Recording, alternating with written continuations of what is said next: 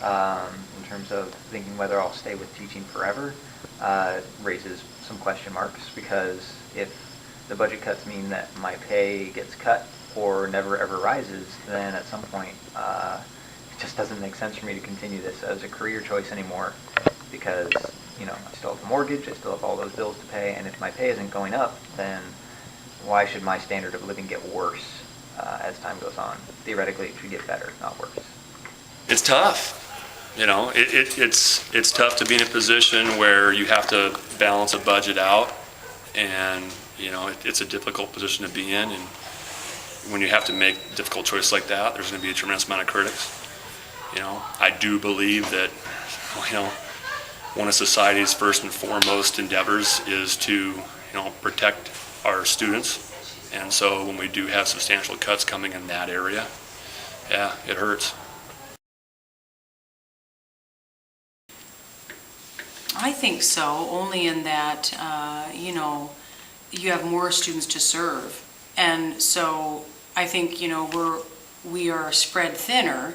It's definitely an impact. A smaller class is definitely easier to teach than a really large class. Even a small difference, like going from 28 to 32, makes a huge difference, because then you've got 4 kids that are as far away from you as possible, and it's harder to control that class. It's harder to have more enough one-on-one interaction with students.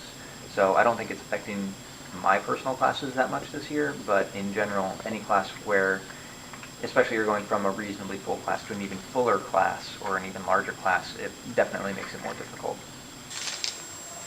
Now, our district's kind of weird in that one of the things, they've prioritized math, so we haven't had as much in the way of kind of increasing class sizes.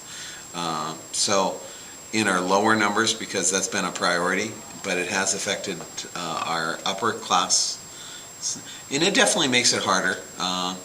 They kind of throw out those numbers about, there's studies out there that talk about the money that you have to spend to lower class sizes doesn't really kind of have that big of a bang for the buck, if that makes sense. But all the studies that are out there talking about changing numbers from like 25 down to 15 or down to 10, but what we're talking about in most of our classes is going from 25 to 30, 33 in classes, and that does have an effect, especially on like freshman classes. So I think it does have an effect. We've been lucky with our lower end math classes though.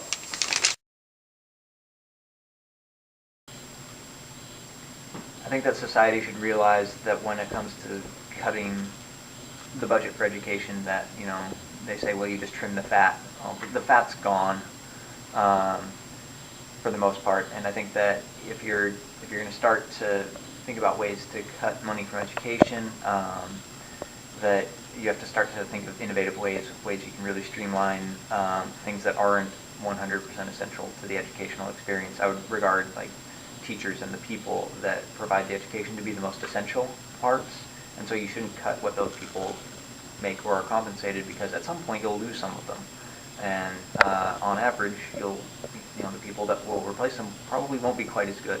So find ways to streamline things like transportation. Think about doing things like cutting some sports or things along those lines, because I think we've come to take for granted a lot of things that aren't completely necessary to a quality education that take up a huge portion of our budget, and so we've started to cut some things that are a little more necessary rather than go after the things that have kind of been added in over the years. I think it's pretty short-sighted, the whole thing. People don't understand that it's a 12-year process in order to educate kids in our system, and when you can't go through cycles of feast and famine. There needs to be a consistent amount that we're spending on taking care of these kids, because if you go through periods where you're not spending money, you end up having to play catch up later on. That's not ideal.